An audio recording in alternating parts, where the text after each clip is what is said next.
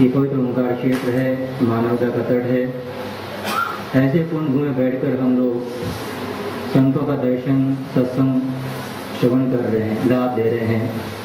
शास्त्र में आता है, बिनु हरि कृपा मिले नहीं संता, सत्संगति संस्कृति करंता, कि जब ईश्वर की कृपा होती है और हेतु की कृपा, वहाँ मत जोड़िए कि हमारा पुण्य था ऐसा हो गया, तो उसी कृपा से संतों का दर्शन, सत्संग होता है। और ये सत्संग है, ये जो भव सागर है, बार बार जन्म मरण इसको काटने वाला होता है। तो हम सभी बड़े प्रेम से, तत्परता से यहाँ बैठ करके ये जो हमें सौभाग्य प्राप्त हुआ है, तो इसका पूर्ण लाभ देंगे, ऐसा प्रयास सभी करें। तो आरंभ में मैं प्रार्थना करूँगा, हमारे काशी से पधारे, काशी में एक मठ है प्राचीन, दक्षिणामूर्ति मठ, जो वहाँ रहते हैं, कई वर्ष अध्ययन करते हैं और वेदांत का शास्त्र विचार करते हैं। ऐसे हमारे पूज्य स्वामी विवेकानंद जी महाराज जो पधारे हैं काशी से, तो उनसे अनुरोध है कि वो भी आज के विषय पर मामेकम शरणम व्रज, इसके ऊपर कुछ प्रकाश डालेंगे, हमें उपदेश देंगे।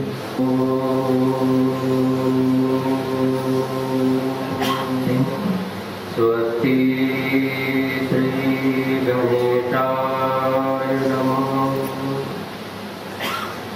ध्येयं सदा परिभवग्नमभीष्टदोहं, तीर्थास्पदं शिवविरन्तिनुतं शरण्यं, भृत्यार्तिहं प्रणतपालभवाब्धिपोतं, वन्दे महापुरुषते चरणारविन्दम्। नारायणं नमस्कृत्यं नरं चैव नरोत्तमं, देवीं सरस्वतीं व्यासं ततो जयमुदीरये, ततो जयमुदीरये। ॐ पूर्णमदः पूर्णमिदं पूर्णात् पूर्णमुदच्यते, पूर्णस्य पूर्णमादाय पूर्णमेवावशिष्यते। ॐ शान्ति शान्ति शान्ति।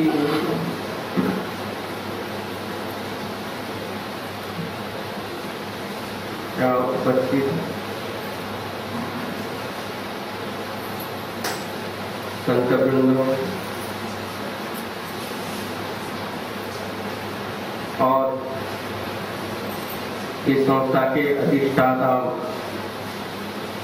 परम पूजनीय स्वामी पूर्णानंद जी महाराज एवं आचार्य महामंडलेश्वर स्वामी जी महाराज एवं आचार्य जी महाराज, जो हमारे काशी से पधारे हुए आचार्य जी महाराज,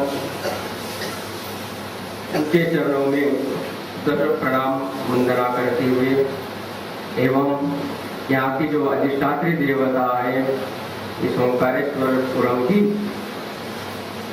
लोग ओंकारेश्वर और ममलेश्वर एवं माता नर्मदा जी की चरणों में बारंबार वंदन करते हुए उपस्थित संत वृंद एवं गुरुचरणानुरागी सत्संग प्रेमी भक्तजनों, आज हम लोग ब्रह्मलीन सूत्रीय ब्रह्मनिष्ठ स्वामी जी महाराज की चतुर्थ निर्वाण महोत्सव के उपलक्ष्य में आयोजित त्रिदिवसीय ज्ञान सत्र के अंतर्गत प्रथम दिवसीय सत्र में उपस्थित हुए हैं। इस प्रथम दिन का प्रथम सत्र आपने विधिपूर्वक श्रवण किया। आप प्रथम दिन का द्वितीय सत्र अभी से आरंभ हो रहा है। उसके अंतर्गत आप मामेक शरणम व्रज इस विषय पर पुनः उसी विषय पर श्रवण करेंगे विद्वज्जनों से, और जो अपने गुरु परम गुरु स्वरूप है, उनके मुखारविंद से भी इस मामेक शरणम ब्रज का चिंतन सुनेंगे और अपने जीवन को प्रतिवृत्त करेंगे। तो आइए परमात्मा की असीम कृपा से आज इस सत्र का विषय रखा है मामेक शरणम ब्रज। इस विषय पर चिंतन करते हैं। ये जो 18 अध्याय का जो श्लोक है, इस श्लोक से पूर्व भगवान अर्जुन ने जब भगवान से प्रार्थना की कि धर्म सम्मूढ़ पृच्छामि त्वं धर्म सम्मूढ़ चेतः, अर्थात मैं इस धर्म से मोहित होकर मैं आपसे प्रार्थना करता हूँ और पूछता हूँ सविनय पूर्वक कि जो मुझे कल्याणप्रद हो उस मार्ग का मुझे बताइए। इस तरह अर्जुन ने अपना सविनय निवेदन किया था। तब भगवान ने जाके असोचाननो सोचस्तम यहाँ से गीता उपदेश प्रारंभ करके इस 18 अध्याय के 66वें श्लोक में बताया कि सर्वधर्मान् परित्यज्य मामेक शरणं व्रज अहम तो सर्वपापेभ्यो मोक्षयिष्यामि मा शुचः। इस तरह मां शुचः में उपसंहार कर दिया इस गीता उपदेश का। आपने सुबह सुना भी होगा कि कोई कहते हैं कि ये जो गीता उपदेश है इसका उपसंहार कहाँ कर दिया 61वें श्लोक में। ईश्वर सर्वभूतानां हृदय अर्जुन तिष्ठति, इस श्लोक में इस गीता उपदेश का उपसंहार किया, ऐसा कोई कहते हैं। लेकिन मेरा ऐसा मत है कि यदि वह उपदेश समाप्त हो जाता तब भगवान उसके अनंतर श्लोकों में उस परमात्मा की शरणागति का उपदेश नहीं करते, पुनः गुह्यतर ज्ञान का उपदेश नहीं करते और पुनः कहा कि सर्वगुह्यतमं भूय शृणु, इस तरह का भी भगवान कथन नहीं करते। इसे सिद्ध होता है कि वह गीता उपदेश समाप्त नहीं हुआ। तो कहाँ हुआ? तो इस 18 अध्याय के 66वें श्लोक में जाके उस गीता उपदेश की समाप्ति हुई था, उपसंहार कर दिया। तो आरंभ किया था भगवान ने अर्जुन को कर्मों में प्रवृत्त कराने के लिए, क्योंकि अर्जुन सब कर्मों का फल जानता था और गुरु से पढ़ा भी था। ऐसी भी बात नहीं कि अत्यंत मूढ़ था, उसे कर्म फल कर्मों का बड़ी बात की ज्ञान था। इसलिए गीता के प्रथम अध्याय में ही वो सब उस कर्म और उस कर्म से होने वाला फल का विस्तार पूर्वक वर्णन करता है। उसी को महर्षि व्यास जी ने विषाद योग नाम से उसकी संज्ञा दे दी। तो उस विषाद योग में प्रथम अध्याय में संपूर्ण कर्मों का कर्म और उस दूषित कर्मों से होने वाला फल उसका पूर्ण रूप से कथन किया। इतना कथन करने पर भी अर्जुन को चित्त स्थिरता नहीं प्राप्त हुई, शांति न प्राप्त हुई। पुनः उसने जब द्वितीय अध्याय का प्रारंभ किया, पुनः उसने भगवान से नम्र निवेदन किया कि पृच्छामि त्वं धर्म सम्मूढ़चेतः यच्छ्रेषान्निश्चितं ब्रूहि तन्मे, अर्थात जो निश्चित मार्ग है उसे आप मुझे बतलाइए। इस तरह जब उसने निवेदन किया, नम्रता स्वीकार कर ली, शिष्यत्व स्वीकार कर लिया, वो भी पूर्ण रूप से नहीं। यदि पूर्ण रूप से स्वीकार कर लेता तो भगवान वही उपदेश दे देते कि सर्वधर्मान् परित्यज्य मामेक शरणं व्रज। तो भगवान ने वैसा नहीं किया और अर्जुन ने भी उस तरह की शरणागति को नहीं अंगीकार किया और शिष्य रूप से तो उसने शिष्यत्व तो मान लिया, स्वीकार कर लिया। उसी उपक्रम से उसी क्रम से भगवान ने उसे उपदेश दिया, कर्मों का, उपासनाओं का और ज्ञान का भली भांति ज्ञान कराया और उसका विवेचन कराया और फिर जाके अंततः जाके उसे सर्वधर्म परित्यज्य अर्थात शरणागति का ज्ञान दिया। तब जब उसका अंतःकरण अत्यंत शुद्ध हुआ तो ये जो कर्म की गति बताई यहाँ सर्वधर्मान परित्यज्य, इस श्लोक में जो सर्वधर्मान जो पद दिया है तो उसका भली भांति सुबह के सत्र में, प्रातःकालीन सत्र में विचार हुआ है। और आप सभी जानते हैं कि भक्ति मार्ग में शरणागति परम उच्च मानी जाती है, अर्थात श्रेष्ठ मानी जाती है। तो उस कर्मयोग का जो श्रेष्ठ फल, जो रहस्य है भगवत शरणागति, उसका विवेचन इस अध्याय के इस 66वें श्लोक में किया। तो यहाँ जो ज्ञानियों का जो भगवान ने कहा था ज्ञान निष्ठा और कर्मनिष्ठा कही थी, उसका विवेचन नहीं किया, क्योंकि उपसंहारात्मक अध्याय होने से उस अध्याय के प्रारंभ में ही ज्ञान का विवेचन कर चुके थे। अभी शेष बता जो कर्मयोग निष्ठा, उसका विवेचन भगवान ने किया था। और उस कर्मयोग विवेचन का जो अत्यंत रहस्यमय फल स्वरूप जो शरणागति है, उसका इस अध्याय में विवेचन करते हैं। तो अब हम पुनः लोग से 61 श्लोक में कहा था कि ईश्वर सर्वभूतानां हृदयेषु, अर्थात समस्त प्राणियों में, भूतों के हृदय में स्थित ईश्वर स्थित रहता है और उनका वो नियमन करता है। और क्या करता है तो बताया कि ब्राह्मण सर्वभूतानि, समस्त भूतों को माया के द्वारा भ्रमित भी कर देता है। उसका बता दिया फल। आगे बताया कि तमेव शरणं गच्छ, तुम उसका शरण में चले जाओ, उस ईश्वर के जो हृदय में स्थित है उसके शरण में जाओ। तो क्या मिलेगा? बोले शाश्वत शांति, तत्प्रसादात् शाश्वत शांति की प्राप्ति होगी। इस तरह भगवान ने गुह्यात्मयतरम ज्ञान का। फिर भी अर्जुन का संशय, जो उसका मनोभाव है, वो भगवान को जिस तरह का अभिप्रेत था वो हुआ नहीं। फिर भगवान ने कहा कि सर्वगुह्यतमं भूयो शृणु, अर्थात पुनः उसको गुह्यतम ज्ञान को सुनो। अब जब गुह्यतर कह दिया तभी अर्जुन का शोक नष्ट नहीं हुआ, अर्थात वो मनस्थिति जो दुविधा थी मन की वो नष्ट न हुई। इसलिए भगवान ने पूरा गुह्यतमों का विवेचन कर दिया और फिर कहा मध्य जीमा नमस्कुरु, इस तरह उसका आरंभ कर दिया। फिर भगवान ने देखा कि अभी तक इसमें में जो मुझे चाहिए उस तरह की उसकी मनस्थिति, मनोभाव उत्पन्न नहीं हुआ है। जिस तरह आप क्रिकेट में देखते हैं कि जब मैच पूरे होते हुए जब जीतने के लिए 3-4 रनों की आवश्यकता होती है, यदि वो जो बल्लेबाजी करने वाला है यदि वो समय 6 मार देता है तो उसका आनंद और उसका स्मरण कई चिरकाल तक बना रहता है, अपेक्षाकृत चिरकाल तक बना रहता है कि बस इसने 6 लगाया और हमारे टीम को जिता दिया।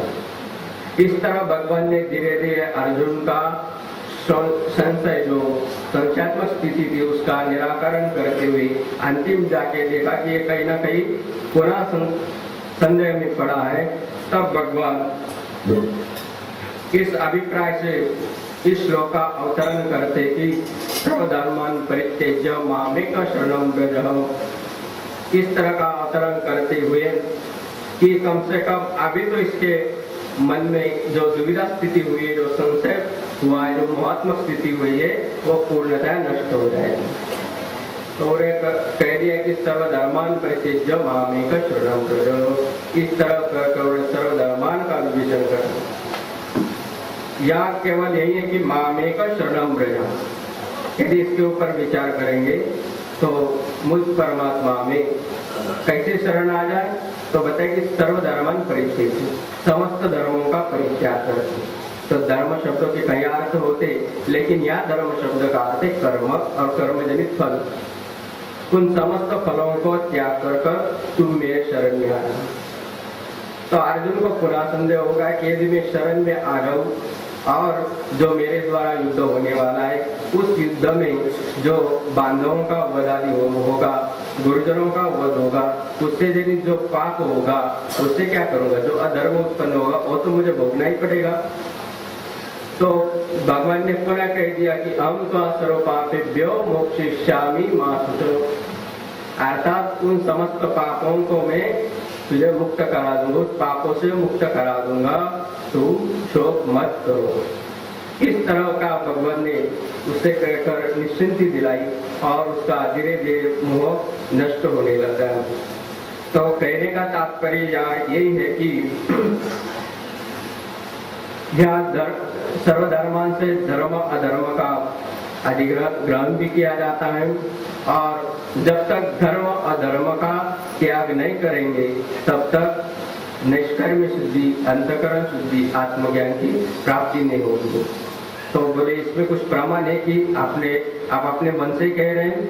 तो बोले प्रमाण है, कठोपनिषद में प्रमाण दे दिया कि ना विरतो दुश्चरिता, अर्थात जिसने दुष्टता रखी है, जब तक दुष्टता से अविरत नहीं हुआ है उसे आत्मज्ञान नहीं होगा। पूरा फिर बता दिया, ये तो श्रुति प्रमाण है, तो लौकिक प्रमाण में बता दिया कि धर्म तेजा धर्मम अधर्मम च, महाभारत शांति पर्व में आया, तो उसमें कहा कि धर्म और धर्म का दोनों को त्याग कर दीजिए।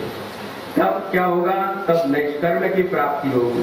कर्म के त्याग से निष्कर्म की प्राप्ति नहीं होती, बल्कि कर्म के फल त्याग से निष्कर्म की प्राप्ति होती है। यह इस अष्टादश अध्याय में भी भगवान ने प्रारंभ में कह दिया था। तो इस तरह दोनों का कर्म, शुभ अशुभ कर्मों का और तज्जनित फलों का क्या करना है? त्याग करना है। कैसा करना है? ईश्वर अर्पण बुद्धि से। यह सब परमेश्वर का ही सर्वम वासुदेवम और ब्रह्मवेदम। और तुलसीदास की शब्दावली में कहें तो सिय राममय सब जग जानी, करो प्रणाम जोरी जुग पानी। इस तरह से जब सर्वात्म भाव से उस परमात्मा का तुम स्वीकार करोगे, अंगीकार करोगे और शरणागति स्वीकार करोगे, तब तुम्हारे द्वारा संपादित किए जाने वाले जो कर्म है, शुभ कर्म, उन कर्मों का फल तुम्हें बंधन में नहीं डालेगा, अर्थात वो बंधन से मुक्त कर देगा, और न तुम्हें कर्म का दोष लगेगा और न कर्म फल का दोष लगेगा। इस तरह तुम अपने कर्म जो शास्त्र धर्म कर्म था, उस कर्म में प्रवृत्त कराने के लिए भगवान ने यहाँ तक बता दिया। तब उसका जो मोह था अर्जुन का, वो नष्ट हुआ। तब जाके उसने आगे के श्लोक में बता दिया, नष्टो मोह स्मृति लब्धा।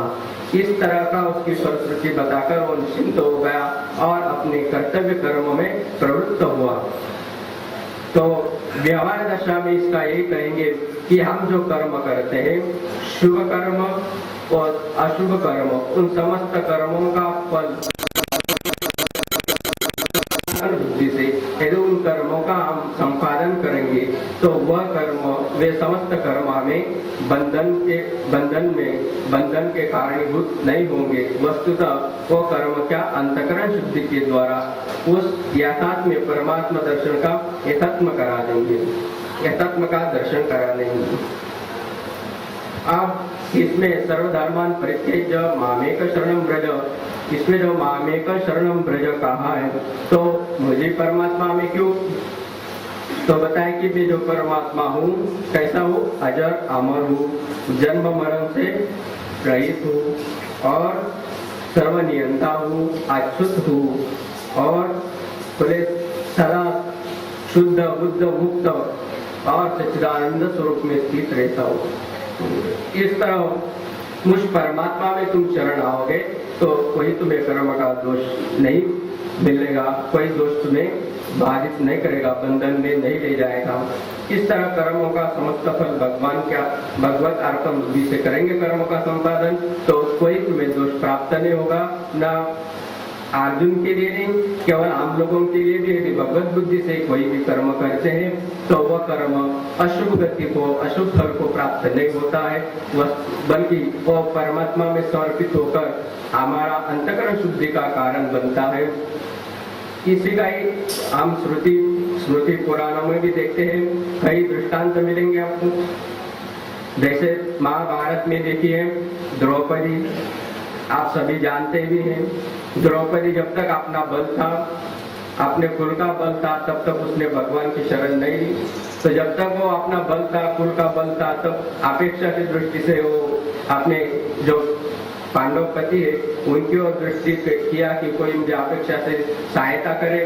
उन्होंने सहायता नहीं की, तब उन्होंने जो पांडव कौरव कुल के जो पूर्वज थे, जो उनके ऊपर दृष्टि देखी कि मुझे कोई सहायता करे, वहां भी कोई सहायता, कोई गुंजाइश नहीं मिली। तब उसने अपने बल, आत्मबल पर निर्भर हो गई कि मैं कम से कम अपने को लज्जा का रक्षण करूंगी। तब वहां से भी काम नहीं चला। तब जाके वो आके मुनकर और भगवान से एक दत्त चित्त होकर हे गोविंद हे गोपाल कहकर भगवान को पुकारने लगी। और तब भगवान क्षण का भी विलंब न करते हुए तुरंत उसी क्षण उस वस्त्र रूप में आकर उसके लज्जा का रक्षण किया। इस तरह से अन्य भी कई उदाहरण देखेंगे, जैसे प्रहलाद जी का देखिए, यज्ञवालक जी का देखिए, जिन्होंने अपने जनक महाराजा जनक जी का देखिए, जिन्होंने अपने जो अभिष्ट इष्ट देवता इष्ट है उनसे क्या कर लिया, अभिन्न रहे, शरणागत रहे, और जो भी कार्य कर, जो भी कर्म संपादन करता हूँ वो समस्त कर्म उस इष्ट देव को समर्पित करते हुए उन्होंने कर्म का संपादन किया। और वह न स पुनरावर्तते, इस शास्त्र श्रुति उक्ति को सिद्ध करते हुए अपने जीवन को कृतकृत्यता का उन्होंने बनाई। इसी तरह हम लोगों को भी अपने जीवन की कृतकृत्यता बनानी है। कब तो ईश्वरार्पण बुद्धि से कर्म कराकर उसका फल भगवान को समर्पित करते हुए कार्य करना है, तब जाके हम अपने जीवन को कृतकृत्यता करेंगे। इस तरह समस्त जो अर्जुन का शोक मोह था वो समस्त नष्ट हो गया, और फिर अपने वो शास्त्र धर्म जो कर्म था उसमें प्रवृत्त हुआ। इस तरह मैंने यथामति यथाशक्ति इस श्लोक के ऊपर विवेचन किया है, और इस वाक्य पुष्पांजलि ब्रह्मलीन सुप्रिय ब्रह्मनिष्ठ स्वामी जी महाराज की श्रद्धांजलि समर्पित करता हूँ। हरिओम तत्सत, हरिओम तत्सत। स्वामी ने बड़ी शास्त्रीय शैली में आपको समझाया श्लोक का अर्थ। एक सूचना है, ये पुरुष लोग जो बैठे बहुत बीच में गैप है, उधर जो पीछे बैठे पुरुष थोड़ा आगे आ जाए आप लोग, जिसे लोग पीछे बाद में आएंगे उन्हें जगह मिलेगी, तो आगे आ जाए आप लोग। अब हमारे मध्य में यहाँ पर ऋषिकेश से पधारे पूज्य स्वामी श्यामजी धर्मानंद सरस्वती जी महाराज पधारे हुए हैं, और बड़े ही विद्वान हैं। और एक विशेष बात है विषय में कि यहाँ से आश्रम से महाराज से उनका बड़ा पुराना संबंध है। जब ये आश्रम बहुत छोटा था, जंगल जैसा था, यहाँ पर कुछ कुटियाँ थी, तो उस समय यहाँ रह करके और 3 वर्ष यहाँ रह करके स्वामी जी ने पूज्य महाराज श्री के मुखारविंद से प्रस्थान का श्रवण किया। और अभी जो हमारा संत समाज है उसके जो मूर्धन्य विद्वान हैं गिनती के, उनमें स्वामी जी की गिनती होती है। और व्याकरण हो, वेदांत हो, न्याय हो, योग हो, सभी के पारगामी विद्वान हैं। और अभी ऋषिकेश के पास गंगा तट पर एकदम जंगल में कुटिया आश्रम बना के रहते हैं, और कुछ विद्यार्थी महात्मा रहते हैं, उन्हें निरंतर स्वाध्याय का चलाया करते हैं, शास्त्र चिंतन करते हैं। तो ऐसे हमारे पूज्य स्वामी जी पधारे हैं, तो उनसे निवेदन है, प्रार्थना है कि वे भी आज इस विषय पर अपना संदेश देंगे, प्रकाश डालेंगे। स्वामी जी महाराज।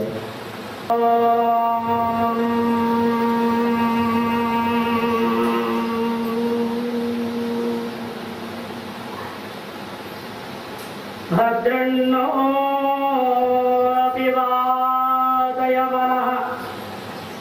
ओम शांति शांति शांति। ओंकार बिंदु संयुक्तम नित्यं ध्यायन्ति योगिनः कामदं मोक्षदं चैव। ओंकाराय नमो नमः। ओंकाराय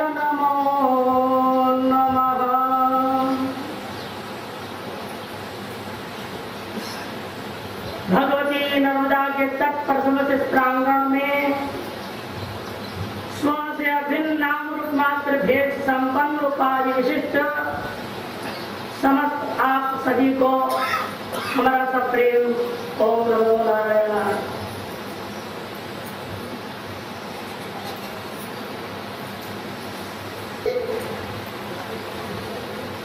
उसमें भी इन्होंने एक पाद रख दिया, माम एकम शरणो व्रज। यद्यपि कैसे हमारे आचार्य बनारस से स्वामी दिव्यानंद जी ने कहा था, पूरे श्लोक देखने के लिए एक पाद पर तो चर्चा नहीं हो, बिल्कुल सही है। इसलिए सभी ने अन्य सभी पादों को खूब चर्चा की है। इन 4 शब्दों पर विशेष ध्यान देना चाहूंगा। माम एकम शरणम व्रज। एक बार 10 लोग नर्मदा को पार कर रहे थे, गांव के लोग थे। पार करने के बाद में जैसे आप लोग भी कहीं यात्रा में जाते हैं तो ट्रेन से उतरते तो क्या करते हैं, जो सामान ले गए थे साथ में चलते वक्त उसकी एक बार गणना करके सभी न गया नहीं, देखते हो ना। इसी प्रकार से उन्होंने क्या किया, तैरने के बाद भाई हम 10 को तैर के गए थे, 10 आए कि नहीं आए बाहर, तर गए कि नहीं। यह विचार आने पर उन लोगों ने एक तरफ खड़ा हो गया, बाकी लोगों का सामने पंक्ति में खड़े हो जाओ और गिनने लगा 1 2 3 4 5 6 7 8 9। अरे 10वां है नहीं, उसको गिनना भूल गया और कहता 10वां नहीं है। नास्ति न भाति, न होने से कहीं दिख नहीं रहा चारों तरफ मुझे 10वां कहाँ है। निर्णय ले लिया, 10वां मर गया। 10वां हमारा निर्णय ले लिया उसने। इसमें 3 अवस्था वर्णन हो गया। पहला उसने कहा 10वां नहीं, नास्ति, ये अज्ञान है। न भाति, इसलिए कहीं नहीं दिख रहा मुझे, ये आवरण है। हमारा ये विक्षेप है, मर गया, अविक्षिप्त हो गया। मर गया का मतलब जब रोने का ना उनका रास्ता है नहीं, सब छाती पे लगा 10वां मर गया। इसके बाद आता है परोक्ष ज्ञान, अपरोक्ष ज्ञान, शोक निवृत्ति और तृप्ति, इच्छा। अचानक कोई हितैषी वहां से निकलता हुआ देखा, ये 10 लोग क्यों रो रहे हैं। पूछा उनसे, भाई क्या हुआ। कहा उन लोगों ने 10वां मर गया। अच्छा, तो उन्होंने देखा तो 10 तो पूरी संख्या दिख रही है यहाँ, मरा कौन 10वां फिर। नहीं 10वां है। क्या कहा, 10वां है। ये परोक्ष है। अस्तित्वोपलब्धव्य कठोर प्रश्न देगा। पहले ये मानो मैं हूं, ब्रह्म है, यह मान लेना, स्वीकार कर लेना, परोक्ष ब्रह्म ज्ञान। फिर रहा अप्रोक्ष होना, मैं ही 10वां हूं, भेद में कैसे होगा। तो उसने कहा आपने क्या किया वही कर दिखाओ मेरे को। जो मुखिया तो क्या मैया खड़ा हुआ और इन 9 यहाँ खड़े हुए, इन 9 को बिना देखा 10वां नहीं है।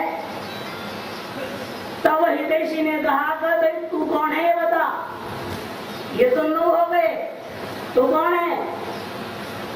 तब उसको ध्यान आ रहा, मैं ही तो 10वां हूं। तो मैं 10वां हूं, ये जो ध्यान आ गया, स्वीकार हो गया, यही अपरोक्षानुभूति है। ये अप्रोक्ष ब्रह्म ज्ञान होने की नतीजा, मरने की वजह से जो शोक था वह शोक का निवृत्ति हुई। शोक निवृत्ति होने से अंदर प्रसन्नता हुई। अरे कोई नहीं मरा, हम 10 उतर गए हैं, हम 10 के सब तर गए हैं। यह आनंद जो हुआ उसके अंदर, उसी का नाम तृप्ति। यहाँ पर मां शुचा करके शोक निवृत्ति की बात कही है। अतः सातों श्रेणी यहाँ कैसे संपन्न हो रहा है? माम एकम शरणं व्रज, कैसे हो रहा है? माम शब्द से क्या लेना है? सभी ने द्वैत दृष्टिकोण से, भेद दृष्टिकोण से कहे ईश्वर के शरण में जाओ।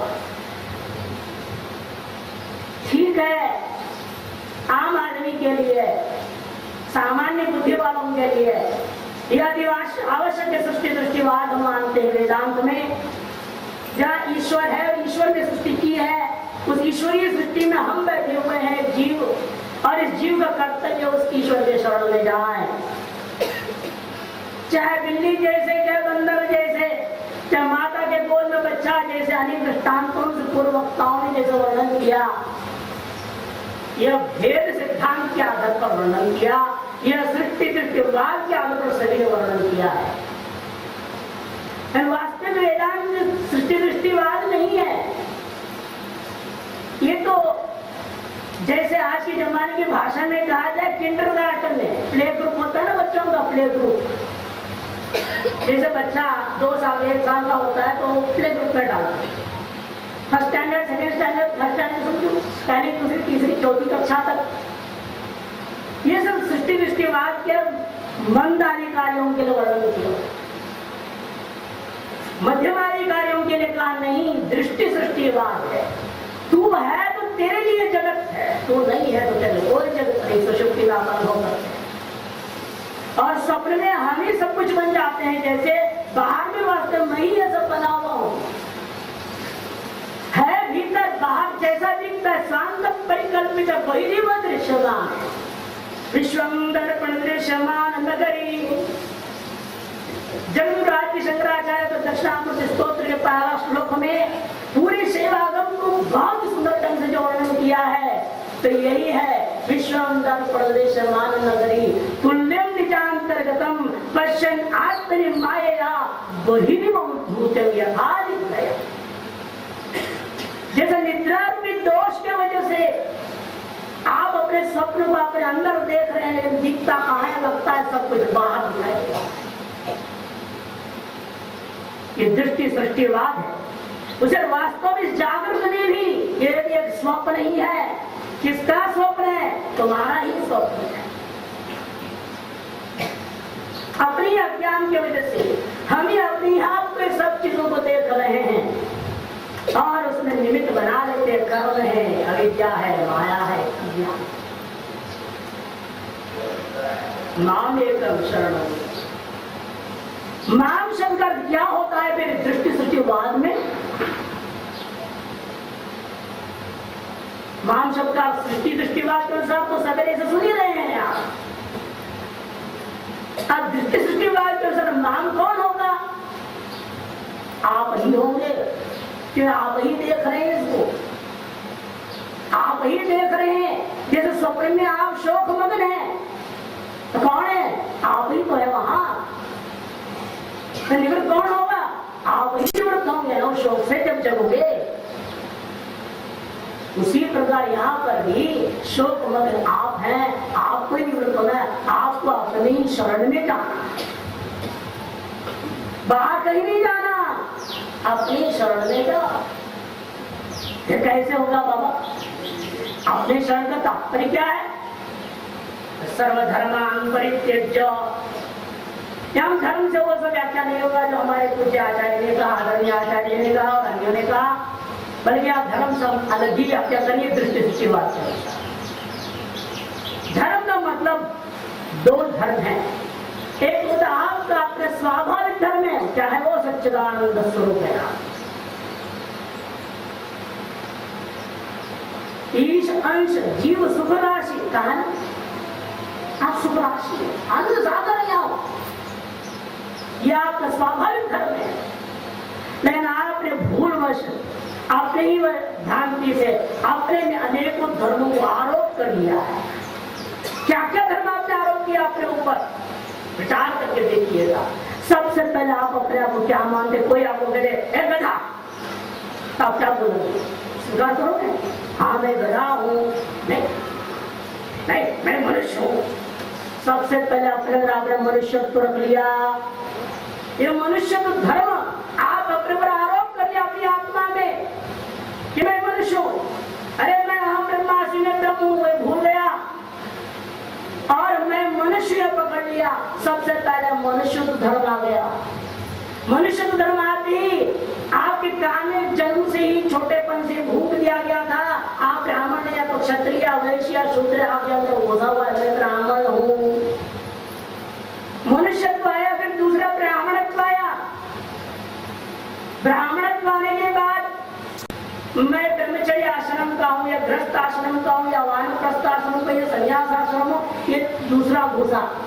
ब्रह्मचारी हो, कई लोग तो चोटी से चोटी बहुत महंगी चीज है, कहीं ना कहीं गति मिल जाती है, इसलिए ब्रह्मचर्य आश्रम का अपना अभिमान होता है। ये ब्रह्मचारी हूं, ये ब्रह्मचारित्व का जो धर्म आपने आरोप कर लिया, ये तीसरा धर्म घुस गया।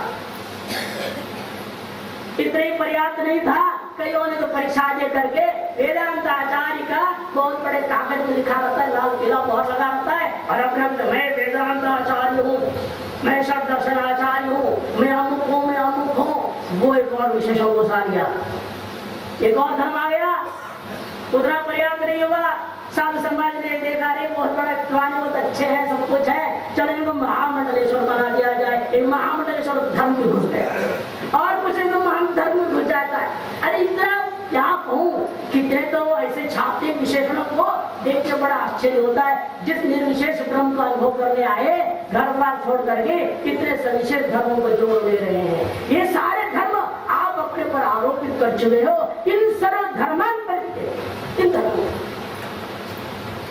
जब इन धर्मों को त्यागोगे, मैं ब्रह्मचारी हूं छोड़ दो, मैं मनुष्य में भी छोड़ दो, तब क्या रह जाओगे? सच्चिदानंद ब्रह्म एकमेव द्वितीय हूं। इसे कम माम एकम न द्वितीयम, दूसरा है ही नहीं। किसके शरण में जाओगे? कठोपनिषद में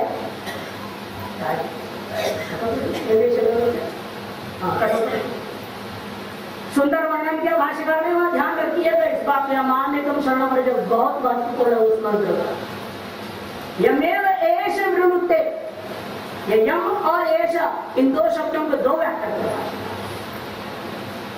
यम आत्मानम एष मुमुक्षु वृणुते, एक व्याख्या, अथवा यम मुमुक्षु एष आत्मा, आत्मा जिस मुमुक्षु का वर्णन कर ले या जो मुमुक्षु आत्मा का वर्णन कर ले तो भी मुक्त होगा। और हम अपने आत्मा का वर्णन करें, पर अपने आत्मा का शरण में जा, और आत्मा जो आप है कोई और अलग नहीं। 13वां अध्याय में साफ कह चुके हैं ना, क्षेत्रज्ञं चापि माम विद्धि। कौन माम आया? क्षेत्रज्ञं चापि माम विद्धि, वही माम के यहाँ समन्वय करो ना, माम एकम, और कोई नहीं है वो आत्मा परमात्मा। हम लोग समझने की कोशिश कर रहे हैं, कोई उत्तम उपदेश को समझने का प्रयास हम लोग कर रहे हैं,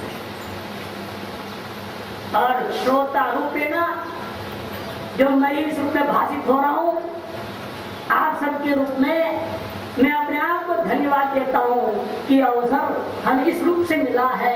इस महान जो श्लोकों का मूल्यतम उपदेश का हमें विचार करने को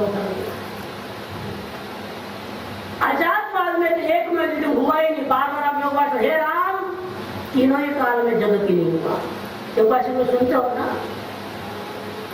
जब जगत ही नहीं हुआ तो मैं कहा और शरण किसका ले जाना है भाई? मैं कौन? किसकी शरण में जाना है आपने? जब दूसरा हुआ ही नहीं, जगत पैदा ही नहीं हुआ, फिर ये सभा आएगा, ये विषय रखा होगा, विचार चल रहा है, ये सब क्या है? ये आजादवाद में जहां कहा जाता है वास्तव में जगत पैदा ही नहीं हुआ है। क्या है फिर? एक ब्रह्म ही है। ब्रह्म ही है तो फिर ये सब क्या ये सब वही भाषित हो रहा है। शैवागम दर्शन बहुत सुंदर ढंग से कहते हैं, ये सब प्रकाश में मत है भाई, कुछ और नहीं, प्रकाश की चमत्कार है। अरे है क्या, देखो क्या बोल रहा है, घूम रहा है, घूम रहा है, घूम रहा है, ये क्या है, बोल रहा है। आपको लगता है वो हवा देता है, आपको लगता है इस शब्द का जो फैलाव कर रहा है, अब वो दिख रहा है, वो पे चार्ज हो रहा है, लेकिन है क्या सब बिजली बिजली बिजली, कुछ बिजली ही रूपांतरित होता है, अनंत रूप से दिख रहा है। उसी प्रकार एक अद्वितीय शिव, एक अद्वितीय ब्रह्म, सच्चिदानंद प्रकाशमय, जिसको प्रकाश करते हो, स्वयं ज्योति शब्द से कहते हो, वही अनंत रूप से भाषित हो रहा है, वही सभा है, वही विचार है, वही सब। और जिन्हें इसमें किंचित भी भेद भाषित होता है, यत्र द्वैत तीनों भवति तत्र भयम भवति, जहाँ द्वैत के समान भी होता है ना, तो भय भय होता है। और वास्तव में द्वैत मान लोगे फिर तो क्या होगा, तो आप सोच।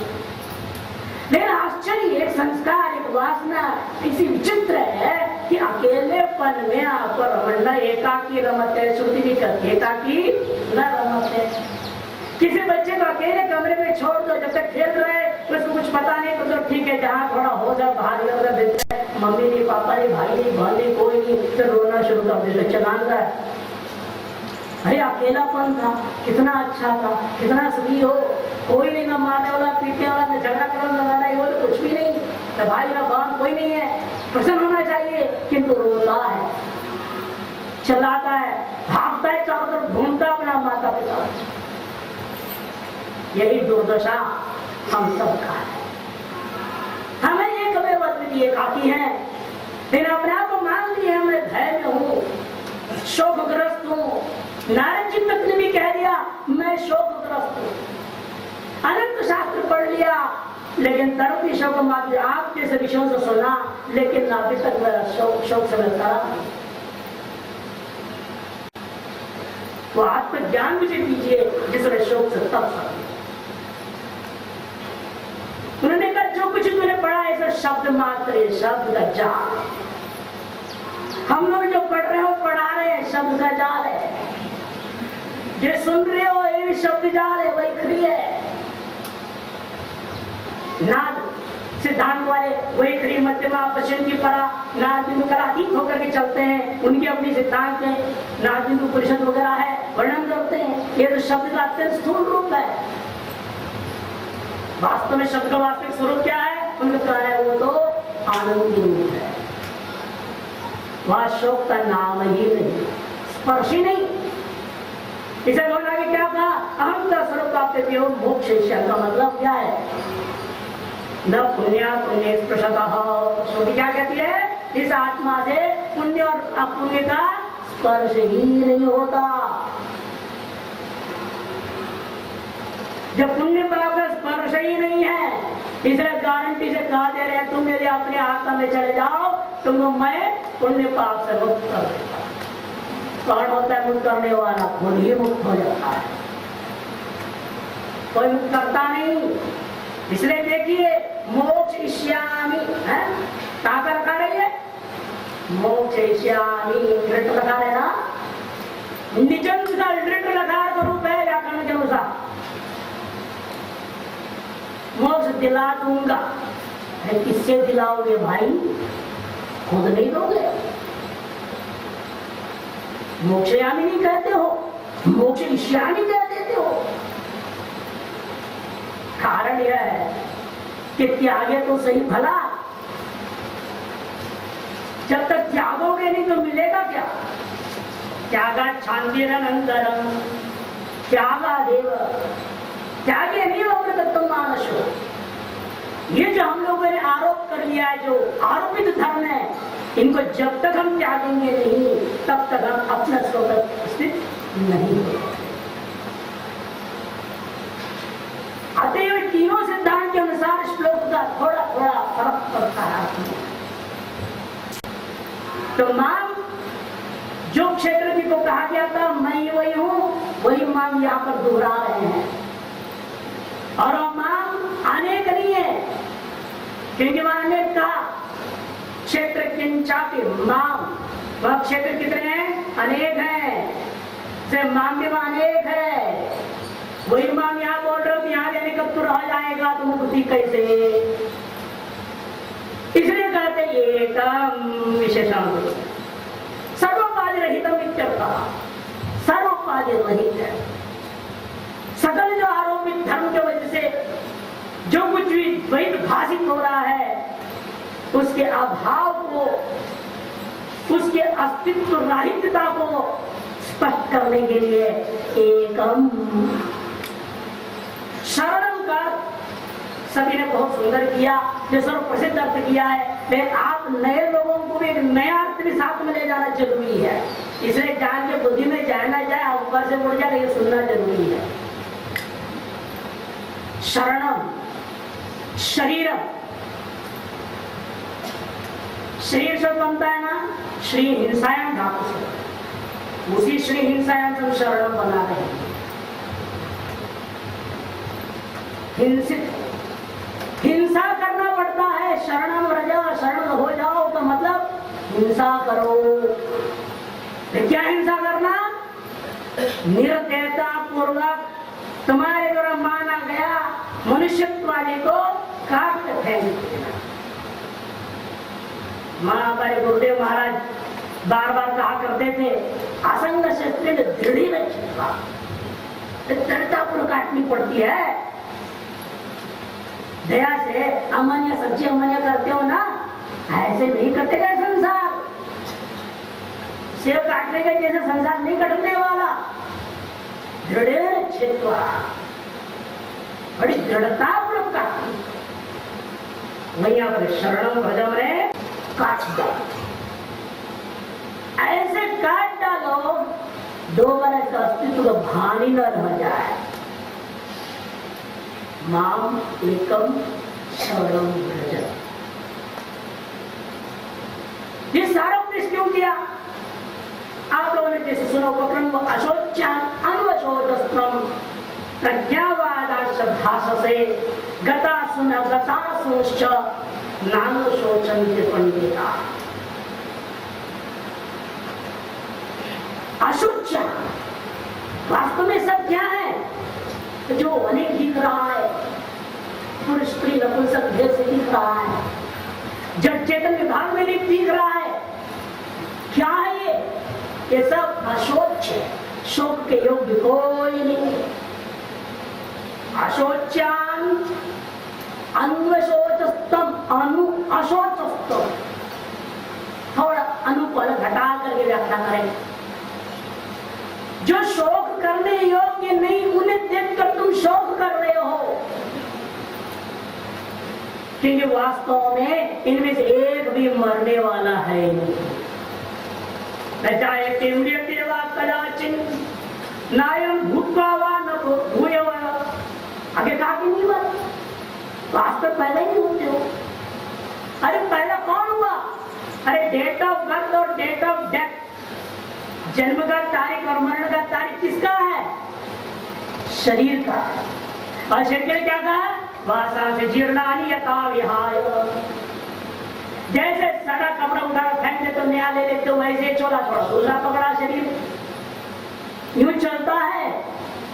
लेकिन वास्तव में न मरते हो न जीते, न जन्म होता है। इसलिए शोक करने योग्य नहीं, उन्हें तुम सच मान करके, उनमें सत्यता की भ्रांति करके तुम शोक कर रहे हो। और बात कैसे कर रहे हो? विषाद, प्रथम अध्याय का नाम क्या है? विषाद योगो नाम। वहां भी लोग विषाद का रूट ले लेते हैं। रूट क्या है? विषाद में दुखी, विषादी है। अरे दुखी नहीं था, अर्जुन जैसा महान बुद्धिमान कोई नहीं हुआ आज तक, कभी होगा। वो कैसे दुखी होएगा? तो नहीं। वह विषाद में शतद्री धातु लेना, जो परिषद शब्द लेना, शतद्री विषण गत्यवसादेषु विशेषेण शतति इति विषाद। जिसने अपने शास्त्रों का जो ज्ञान प्राप्त हुआ था द्रोणाचार्य के माध्यम से, उन शास्त्रों का अच्छी तरह से अवलोकन कर, जो शास्त्रों का जो आचार्य द्रोणाचार्य से प्राप्त ज्ञान को और वास्तव में स्वरूप ज्ञान का जो आचार्य है उस कृष्ण का शिष्यत्व को पाने के लिए चला हुआ है वो श्रोत्रम परमेश्वर गुरुमेवाधिगच्छेत्। कृष्ण से पढ़कर कोई दूसरा श्रोत्र परमेश्वर कहां से मिले? उनके शरण में जाने के लिए वो जितना भी किया है ना शुरू से, वो सब दलील है। वो रूलिंग्स दिया उसने, रूलिंग। या कोई वकील होगा तो समझेगा, कोर्ट की भाषा में कहते रूलिंग दिखाओ, तुम जो बात कह रहे हो इसे क्या प्रमाण है? कहीं से कहा है सुप्रीम कोर्ट ने, हाई कोर्ट ने। इसी तरह से इस अर्जुन ने क्या किया, अपने हर बात में उसका पीछे शास्त्र है। इसलिए भगवान ने क्या किया, प्रज्ञावादांश भाषण से। तुम जो कह रहे हो प्रज्ञावाद है, कोई साधारण वाद नहीं है। प्रज्ञावादांश भाषण सारे शास्त्रों का मंथन करके कहता है युद्ध निरर्थक है।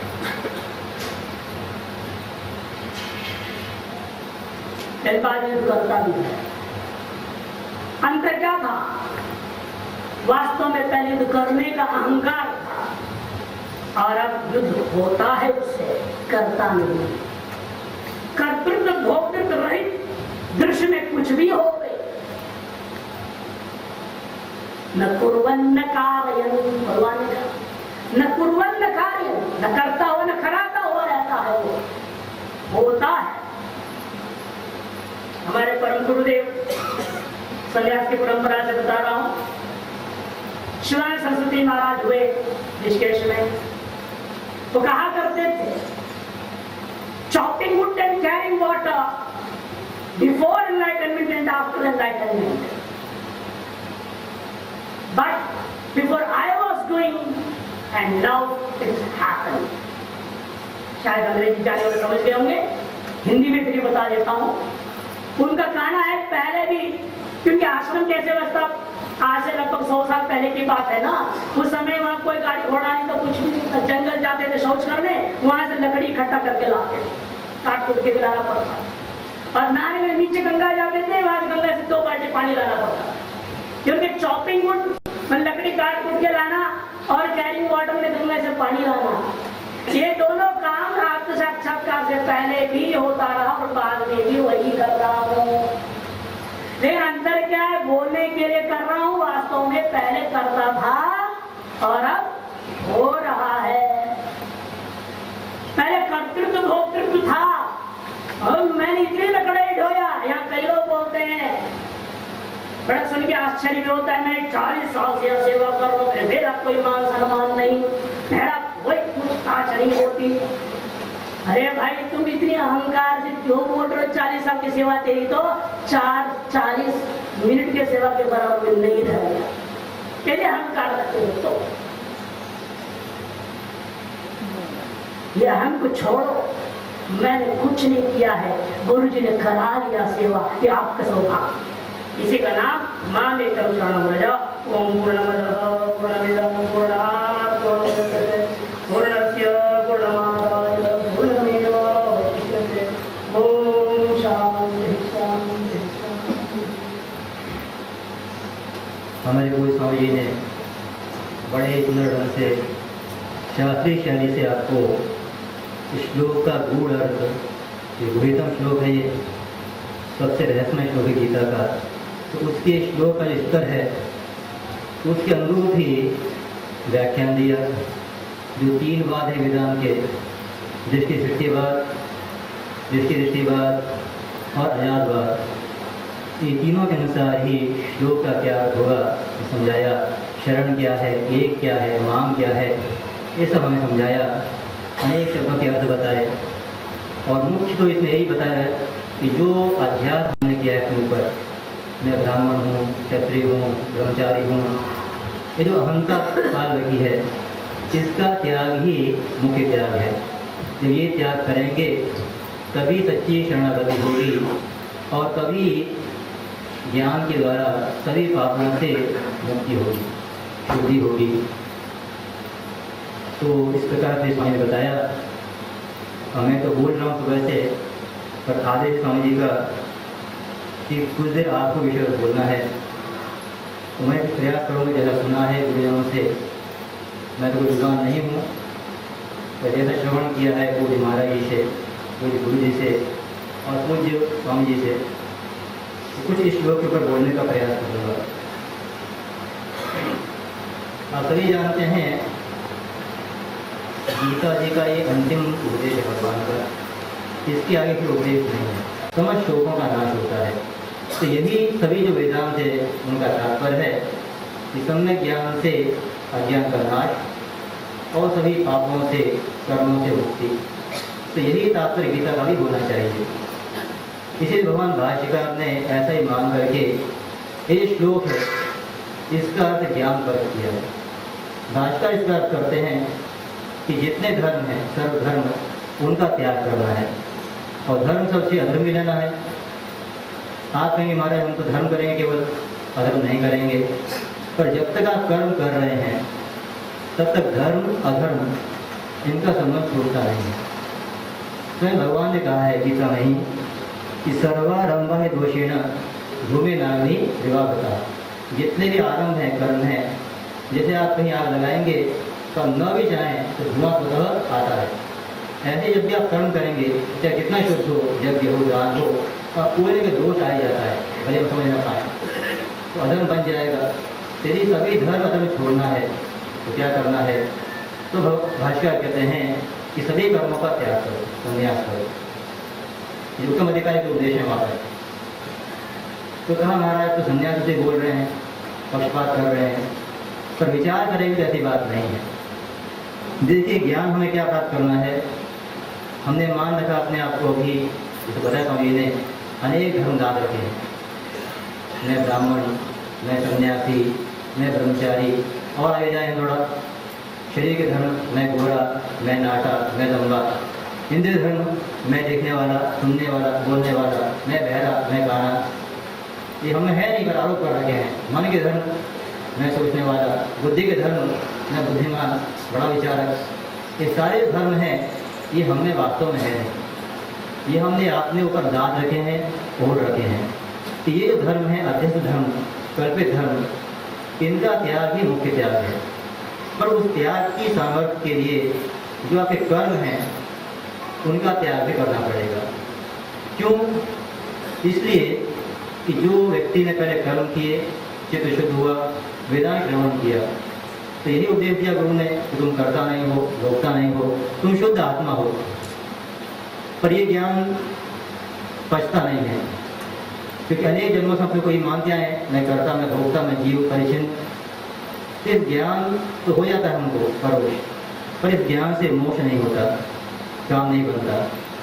इसीलिए इस ज्ञान को अप्रोच करने के लिए, हृदय में लाने के लिए, साक्षात करने के लिए हमें ज्ञान निष्ठा बनानी पड़ती है।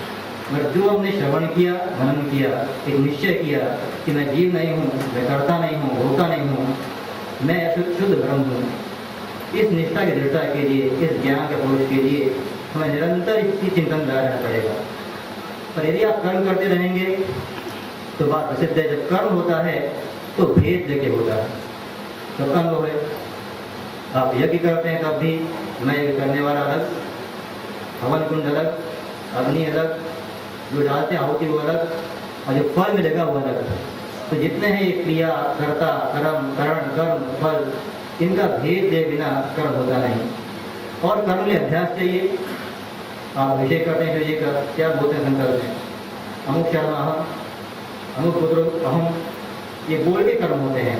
जब तक ये अभ्यास नहीं होगा तो कर्म नहीं बनता। और ये यदि व्यक्ति कर्म करता रहेगा तो ये निष्ठा में लगना उसको अपनी निरंतर कि मैं करता नहीं, भोगता नहीं, शुद्ध हूँ, तो इसमें जागृत होगा। इसे भाष्यकार कहते हैं कि तुमने श्रवण कर लिया, यदि अधिकारी हो तो सभी कर्मों का त्याग करो और निरंतर विचार में जाओ। तो हमारा ठीक है, धर्मों का त्याग कर दिया, कर्म छोड़ दिए, अब क्या करना है? क्या बैठ रोटी खानी है? क्या नहीं। सर्वधर्म प्रत्यज्य आगे कह दिया मामेकम शरणम व्रज। अब माम का अर्थ समझ सुन लिया स्वामी से कि माम का अर्थ क्या है? वही परमात्मा। इसी अर्थ का एक श्लोक भागवत में आता है। जब भगवान अंतिम उपदेश करते हैं उद्धव को, तो वहाँ कहते हैं मामेक में शरणम आत्मानं सर्वदेहिना या ही सर्वात्म भावेन मया से अभ्यस्तो भया। वहाँ से स्पष्ट होता है कि यह माम का अर्थ क्या है कि मैं जो सभी भूतों का, प्राणियों का, चाहे मनुष्य हो, चाहे चींटी हो, चाहे ब्रह्मा हो, चाहे बुद्धा हो, सबकी जो आत्मा है, सबके अंदर रहता है, वही मैं हूँ। ऐसा जो मैं एकम अद्वितीय परमात्मा हूँ, उसकी शरण ग्रहण करो। अब ये शरण क्या होगी? शरण का एक अर्थ होता है अधिष्ठान। तो जिस जगत का अधिष्ठान है परमात्मा, बस उसमें हम लग जाएं, उसके चिंतन में लग जाएं, यही शरण है। जो हमने श्रवण किया, गुरु से सुनता व्यक्ति तत्वमसि तुम ही ब्रह्म हो, उसे ज्ञान होता है परोक्ष अहम ब्रह्मास्मि, यहाँ मैं ही ब्रह्म हूँ। और इस ज्ञान को बचाने के लिए से निरंतर चिंतन, विचार, निर्ध्यासन, क्योंकि अनेक संसार जन्मों के मैं तो जीव हूँ, ब्रह्म कैसे बनूंगा, इसके निराश के लिए बारंबार विचार करना पड़ता है। और शरण का अर्थ निरंतर ये जो विचार लगे रहना ब्रह्म के, यही क्या है? ये शरण है। अथवा एक अर्थ और है शरण का। अब वो लोग कहते हैं भक्त लोग कि महाराज ये तो बात चल रही शरण की, शरणागति की, और ये तो सूखा ज्ञान हो गया। वो लोग ही समझते हैं कि ज्ञान कैसा है? सूखा है, वहाँ शरण नहीं है, भक्ति नहीं है। पर ऐसी बात नहीं है। शरण का भाई अपने सुना स्वामी से श्री हिंसा धातु है, हिंसा करना। किसकी हिंसा करना? सीधी बात है, अपने महाराज बोले बार बार, जो सीमित अहंकार में बना रखी है ये शरीर को लेकर के कि मैं इतना ही 3.5 हाथ का हूँ, मैं ब्राह्मण हूँ, जो अहंकार है इसका जो समर्पण है, यही सच्ची शरण है। संत ज्ञानेश्वर जी कहते हैं अपने टीका में गीता की कि जो लोग बात करते हैं शरणागति की, तो जो अपना जीव भाव है उसको बना के रखना चाहते हैं, वो तो कपट करते हैं, निर्लज हैं। तो जो हमारा जीव भाव है, जिस कारण से हम ईश्वर से अलग हो गए हैं, अपने को मानते हैं, हुए नहीं हैं, इसका जो अर्पण है, ये अपनी सत्ता मान के अपने अंदर कि मैं कुछ अलग हूँ ईश्वर से, जो मानना है, अपना व्यक्तित्व है, इसका अर्पण ही मुख्य शरण है। और ये बड़ा कठिन है महाराज। जो बड़े साधक होते हैं उनका अनुभव है कि व्यक्ति जाता ज्ञान मार्ग में बहुत ऊपर तक, तो ये बात आती है अंतिम में कि अपने व्यक्तित्व को जो परम सत्ता में मिला देना, शिवोहम, इसका अर्थ क्या है? एक शिव ही है, मेरी कोई सत्ता नहीं है। बड़ा कठिन होता है। तो यही सच्ची शरण है और निरंतर विचार है, यही भक्ति है। स्वयं भगवान भाष्यकार कहते हैं देव प्रवणी में, तो मोक्ष कारण सामग्र्याम भक्ति रेव करियसी। भक्ति क्या है? ये स्वकृपानुसंधानम भक्ति रित्य धीयते। निरंतर अपना स्वरूप है, आत्मा है, मैं कौन हूँ, इस चिंतन में लगा रहे, शास्त्रों के निरंतर लगा रहे, ये क्या है? भक्ति है। और जब ऐसी भक्ति आती है तो भगवान कहते हैं भक्त्या माम विजानाति यावा निश्चासी तत्वतः। जब ये भक्ति आएगी, पराभक्ति, तो मेरा जो स्वरूप है, चाहे सगुण साकार हो, चाहे विश्व रूप हो, और चाहे जो मेरा निर्गुण रूप है, सबकी आत्मा, उस सबको तू जान जाएगा। तो यही यहाँ की मुख्य शरणागति है, भक्ति है। और ऐसी भक्ति आने पर ही जो हमारा ज्ञान था परोक्ष, वो अपरोक्ष हो जाता है। जो ज्ञान बुद्धि में था वो हृदय में उतर जाता है। और इस ज्ञान से ही जितने, क्योंकि ज्ञान विरोधी अज्ञान का, जब ज्ञान होता है तो अज्ञान का नाश कर देता है। और ये अज्ञान क्या है? जितने पाप हैं उनका बाप है अज्ञान। जो मेरा स्वरूप है परमात्मा, मुझे उसका ज्ञान नहीं है। इस ज्ञान के बाद ही कामना होती है, कर्म होते हैं, पाप होते हैं, पुण्य होते हैं। इसलिए जब अज्ञान का नाश होता है तो इस नाश से जितने आपके पाप हैं, पुण्य हैं, सब नष्ट हो जाते हैं। कहा कि ये तो आपने कर दिया, तो भगवान कह रहे हैं कि अहम का मोक्षामि, तो आपने क्या किया? तो ऐसी बात नहीं है, भगवान ही नष्ट करता है। कैसे करता है? जब साधक लगता है विचार निरंतर, और अंतिम में ये चरम वृत्ति है, ब्रह्माकार वृत्ति बनती है, तो वहाँ अज्ञान विनाश कौन करता है? वही जो चेतन परमात्मा है वही वृत्ति में आकर के अज्ञान का नाश करता है। जैसे भगवान ने स्वयं कहा गीता में कि तेषामेव कंपार्थम अहम अज्ञानजंतम नाशयामि अभावस्थो ज्ञान दिवेन भासते। जो उनकी वृत्ति है ब्रह्माकारा, उसमें आकर के मैं जितना उनका ज्ञान है उसका नाश करता हूँ और अज्ञान का नाश करके जितने उनके पाप थे पुण्य थे सबसे उनको छुड़ा देता हूँ। और जब ऐसा होता है तो जब तक अज्ञान है, कामनाएं हैं, पाप है, तब तक शोक बना रहता है। पर जब शोक का कारण था अज्ञान, पाप नष्ट हो गया तो श्रुति कहती है सर्त शोकम आत्मिक तद को मोह शोक एकत्वम पश्यत। जब जान लिया कि वही परमात्मा मैं हूँ, उससे दिन मेरी सत्ता नहीं है, तो जितने आपके शोक थे वो नष्ट हो जाते हैं। इस प्रकार से जो कहा कि मैं माँ शुरू किया था शोक के निराश से और उनके शोक से, और यहाँ ला करके ये ज्ञान के द्वारा जितने आपके शोक हैं उनका नाश यहाँ आके समाप्त किया जाए। ये भी व्याख्यान हो गया इसका, जिसे हम कह सकते हैं जो उत्तम अधिकारी उसके लिए व्याख्यान है, सिद्धांत पक्ष है। पर हमारे अनेक आचार्य हैं जिनमें प्रमुख हैं मधुसूदन जी, और जो ऐसा नहीं भक्ति के आचार्य हैं, वेदांत और भक्ति दोनों के ही प्रामाणिक आचार्य हैं।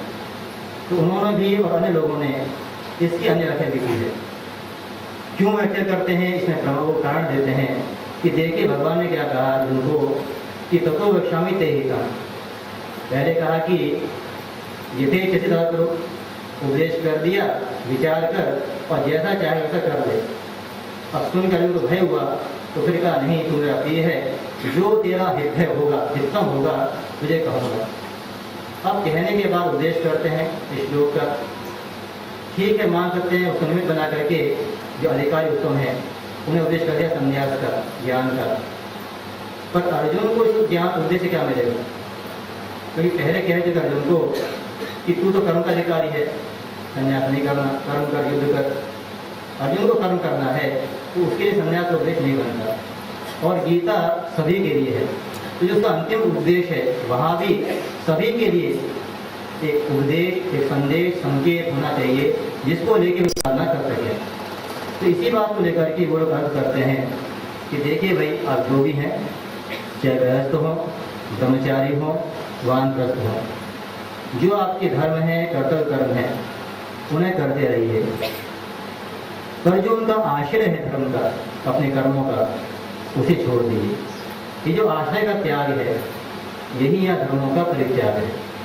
अनेक धर्म है, वर्ण धर्म, आश्रम धर्म, सामान्य धर्म, विशेष धर्म, इंद्रिय धर्म, जितने धर्म हैं इनका हमको एक आशय रहता है कि धर्म के वर्ग में कुछ करूँगा, लोग पाऊँगा, चित्त शुद्धि करूँगा, भगवान को पाऊँगा, ये सब आशय रहता है अंदर से साधक में। इस आशय को छोड़ना है और ये जो परमात्मा है उसका आशय लेना है।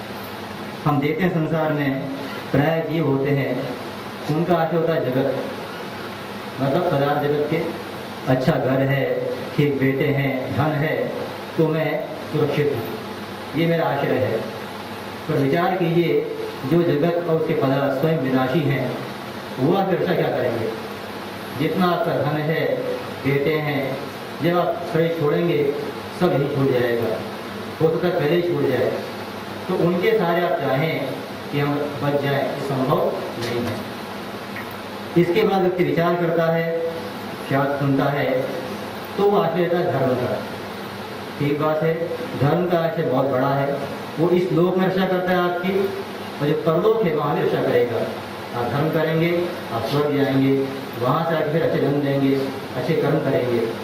इसे शास्त्र कहता है धर्मो रक्षित रक्षित। यदि आप धर्म पालन करते हैं तो वही धर्म आपकी भी रक्षा करता है। पर इसकी भी एक सीमा है। आप चाहें कि अपने धर्म का बल लेकर हम भगवान को पालें, ये संभव नहीं है, क्योंकि उसका एक अहंकार आता है, मैं इतना धार्मिक हूँ, मैं इतना पुण्य किया है तो इसके बल में कुछ पाऊंगा। यदि ये अहंकार आ गया तो फिर आप जो आपने किया था, जैसे कहा स्वामी ने, वो सब चौपट हो जाएगा। कि कर्म मैं कर रहा हूँ ईश्वर के लिए, ईश्वर प्रसन्न हो उसके लिए कर्म कर रहा हूँ, अपने लिए नहीं कर रहा। जब व्यक्ति ऐसा करता है तो धीरे धीरे चित्त शुद्धि होती है और वो ज्ञान की ओर जाता है। पर वहाँ भी थोड़ा दूर का फल है, क्योंकि वहाँ व्यक्ति को बल रहता है, मैं कर्म कर रहा हूँ, धर्म कर रहा हूँ, तो इसके बल से चित्त शुद्धि होगी, मैं ज्ञान पाऊंगा, भगवान को पाऊंगा। तो वहाँ भी एक समस्या आती है। इसलिए भगवान ने एक बताते मार्ग कि तुम निष्ठान कर्म तो करो ही, पर अपने मन में एक आशा पता कर दो कि मैं केवल भगवान का हूँ, केवल भगवान मेरा आश्रय है और वही मेरा रक्षक है। ये ठीक ठीक बन जाए अपने मन के अंदर, तो आगे काम बड़ा सरल होता है। इसी को जो कहा है भागवत में, भागवत धर्म, कि ईश्वर ही आश्रय हो, वही शरण हो, वही प्राप्तव्य हो, और उससे हम बिना कुछ चाहें उसकी जो आज्ञा को मान के बस कर्म करते रहें। और यदि सम्य इसको गौर से एक तरह से अहंता का परिवर्तन है यहाँ पर। जो मैं अहंता थी, मैं जगत का हूँ, मैं ब्राह्मण हूँ, इसे छोड़ के हमें अहंता पकड़नी है कि नहीं, मैं केवल परमात्मा का हूँ। तस्से वाहम, मैं उसका हूँ, मैं किसी और का नहीं हूँ। तो ये अहंता का होता परिवर्तन हम देखते हैं कई बार शास्त्रों में कि अचानक भी हो जाता है। अजामिल है, अंगुलीमाल है, वाल्मीकि हैं, इनमें हम देखते हैं पापी थे, पर एक सत्संग मिल गया और अहंता बन गई, भक्त बन गए। पर ये सबको नहीं होता। यदि करना है हमको तो कुछ प्रयास करना पड़ेगा। वो प्रयास क्या है? ये पहला श्लोक है, उसे देखिए क्या कहा भगवान ने कि मन मना भव मत भक्तो मद याजी माम नमस्करो। ये एक संकेत है यहाँ पर कि तुम मेरे में कब जाएगा। सबका अनुभव है, जहाँ हमारा प्रेम होता है वहाँ मन जाता है। इसलिए कहा मत भक्त, तुम मेरे भक्त बन जाओ। भक्त का क्या है कि जो कभी भगवान से विभक्त न हो, जिसके मन की वृत्ति सदा भगवान को पकड़े रहे, सभी काम पर मन है भगवान की। कैसे आएगी महाराज? कर्मधिया जी, मेरा पूजन करो, मेरा भजन करो। पर हमेशा कैसे होगा ये? इसका उपाय बता भगवान ने कि जितने कर्म करते हो मान लो मेरी पूजा है। और चाहे तुम भजन कर्म करो, स्मार्ट कर्म करो, यज्ञ करो, पूजा करो, चाहे तुम खाओ पियो, जो कुछ करो मुझे अर्पित करो और मान लो ये इससे मैं पूजा कर रहा हूँ ईश्वर की। तो यही जो आपका यजन है ये आपको ऊपर ले जाएगा। और एक बात और तो कह दिया माम नमस्करो, मुझे नमस्कार करो। तो महाराज कहाँ करें नमस्कार? मंदिर में खाली? तो वहाँ तो करना ही है। तो भगवान कहाँ है? सबके अंदर है। इसे कहा भागवत में मनसे मन भूतानी प्रणमेत भगवानयन ईश्वरो जीव करया प्रविष्टो भगवान की। जो ईश्वर है सभी के अंदर जीव से बैठा है, ऐसा मान के जितने प्राणी हो छोटे बड़े सबको प्रणाम करे मन से और अपनी अहंता को अर्पित करता रहे, तो धीरे धीरे भक्ति आएगी। और ये भक्ति कैसे आए, इसी विषय में एक ग्रंथ भक्ति रसायन वह संक्षेप में बताया है तरीका कि भक्ति कैसे प्राप्त होगी, इसमें प्रेम कैसे होगा।